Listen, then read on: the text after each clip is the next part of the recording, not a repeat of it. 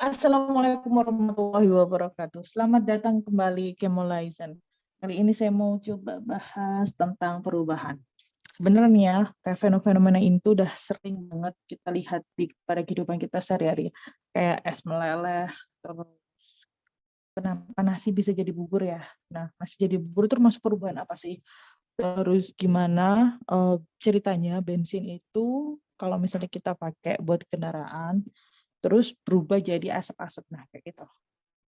Nah, gimana tabung LPG yang biasanya ibu kita pakai buat masak itu kenapa bisa berubah jadi api? Nah, itu adalah semuanya sebenarnya perubahan itu udah banyak banget terjadi di sekeliling kita. Cuma kadang-kadang kita masih bingung nih, perubahan apa sih? Jadi perubahan sih apa sih itu gitu. Nah, perubahan sebenarnya secara umum itu dibagi menjadi dua, yaitu perubahan fisika dan perubahan kimia. Nah, itu doang sebenarnya. Nah, dan perbedaan ini itu bisa kita lihat berdasarkan beberapa kondisi. Nah, yang pertama ini mungkin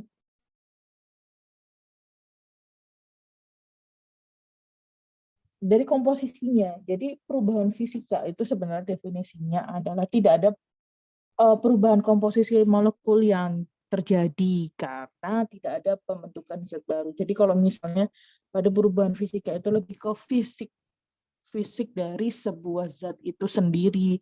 Nah, contohnya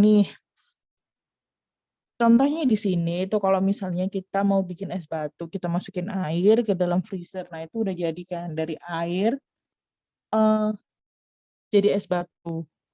Kenapa sih itu dimasukkan ke perubahan fisika? Udah jelas banget ya kalau misalnya itu tuh kenapa dimasukkan ke perubahan fisika, karena memang nggak ada penambahan zat baru atau pengurangan zat, nggak ada kayak gitu. Jadi kalau misalnya kita masukin air, nah nanti kalaupun kita minum es batunya itu sama misalnya pakai apapun itulah, mau pakai sirup, santan dan seterusnya, itu akan terjadi air. Bedanya mungkin jadi berubah jadi padat, terus suhunya juga berbeda gitu aja. Jadi kalau misalnya kalian masukin air terus nggak sama hasilnya, nggak sama air, nggak mungkin dong kita minum. Nanti ada zat apa yang di situ kalau misalnya bukan air. Nggak mungkin kita seberani itu minum es batu kalau misalnya di situ tuh terjadi perubahan kimia.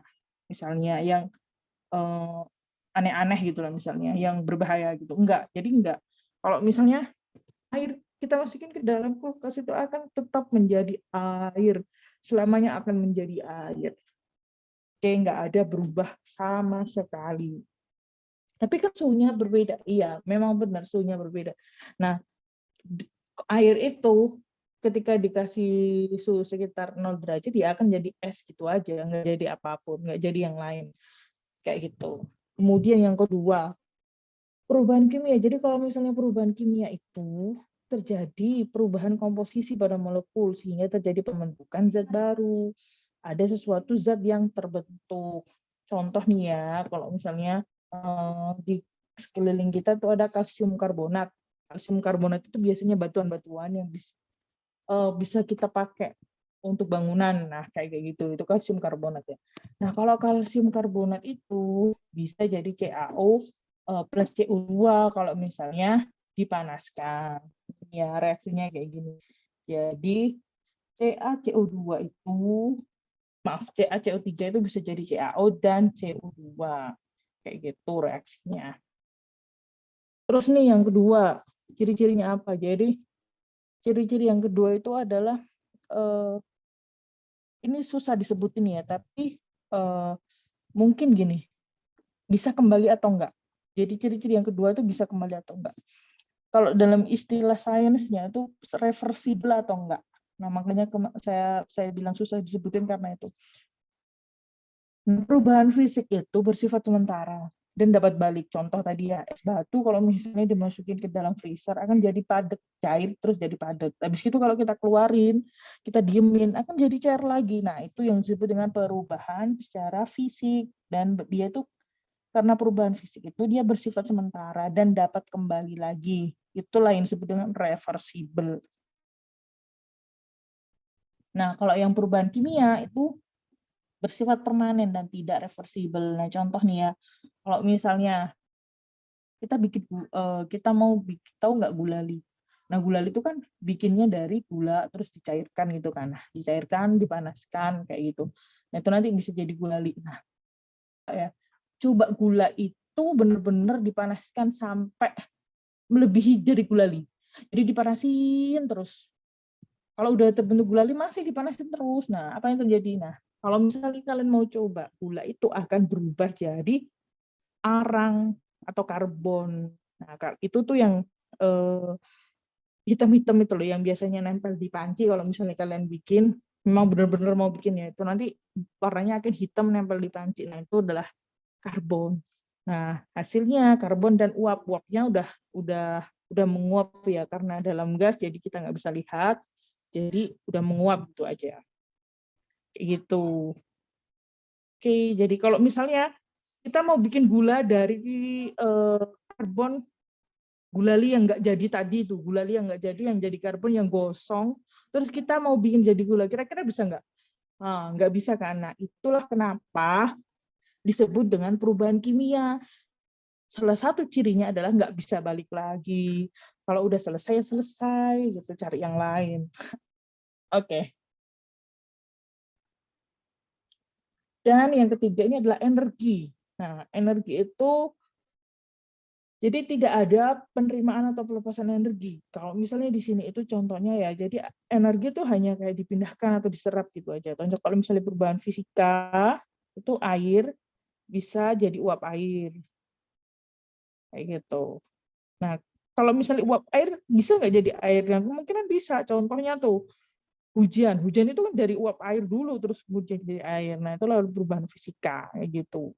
Nah, ini contoh dicontohkan. Kemudian kalau misalnya energi kimia itu ada penerimaan dan pelepasan energi dalam bentuk mungkin panas, kayak cahaya, listrik, dan seterusnya. Nah, contoh nih ya, selama pembentukan amonia dari nitrogen ke hidrogen, jadi pembentukan amonia dari N2 dan H2 itu melepaskan energi sebesar 22 kilokalori. Wow. Jadi ada energi yang dilepaskan. Kayak gitu. Itu yang ketiga. Contoh lain nih.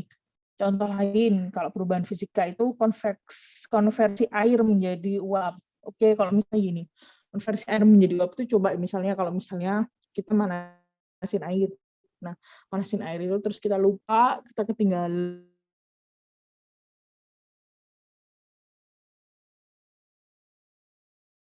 udah nyampe mana, udah pergi jauh.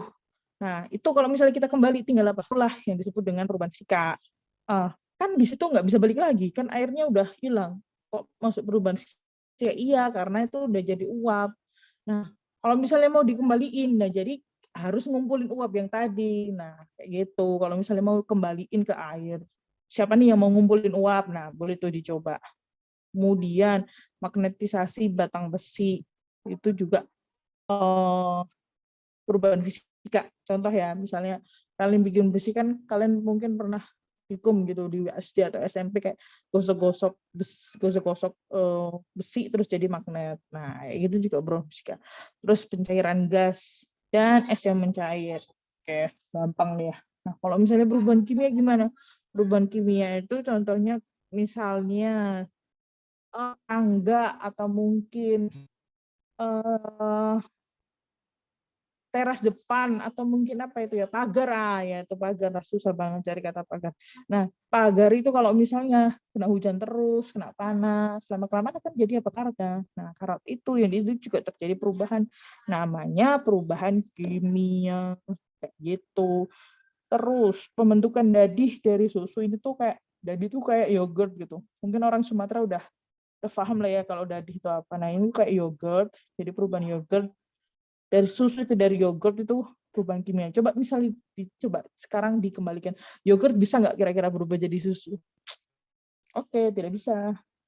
Kayak gitu. Nah, terus pembakaran kertas. Pembakaran kertas tuh kayak ya kalau misalnya kita bakar kertas ya pasti jadi ireng, jadi karbon gitu.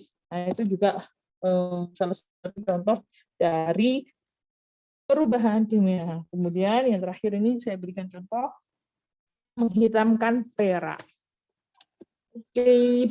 Nah, terus kalau misalnya yang combo ada nggak? Yang combo ini maksudnya yang perubahan fisika ada, perubahan kimia ada dong.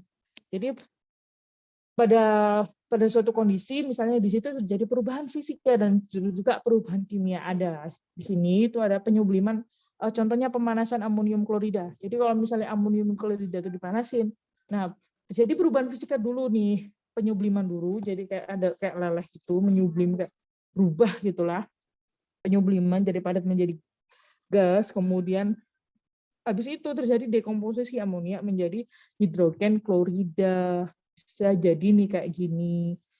Nah, memang faktanya di alam itu kebanyakan terjadi perubahan fisika dan kimia. Itu udah banyak banget yang terjadi kayak gitu.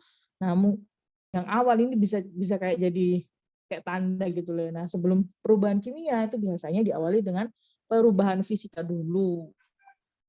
Contoh yang kedua ini pemanasan natrium nitrat. Oke, pemanasan natrium nitrat. Kalau dari perubahan fisikanya itu natrium nitratnya leleh dulu, habis itu terjadi perubahan kimia yaitu dekomposisi menjadi natrium nitrit dan oksigen. Oke, gampang kan? Jadi nggak usah bingung kalau misalnya kita mau diminta identifikasi atau mengerjakan soal yang butuh pemahaman. Nah, pakai poin-poin yang tadi. Jadi bisa nggak sih cara mudahnya gini? Bisa sih zat itu cara mudahnya bisa nggak sih zat itu dikembaliin? Kalau misalnya bisa dikembaliin, berarti itu kemungkinan adalah perubahan fisika. Oke, saya jadi punya pertanyaan nih.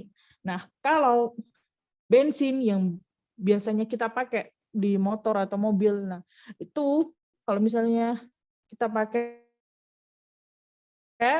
bensinnya buat ngisi kendaraan, nah itu terjadi perubahan apa? Kimia atau fisika? Yang bisa jawab di bawah. Oke.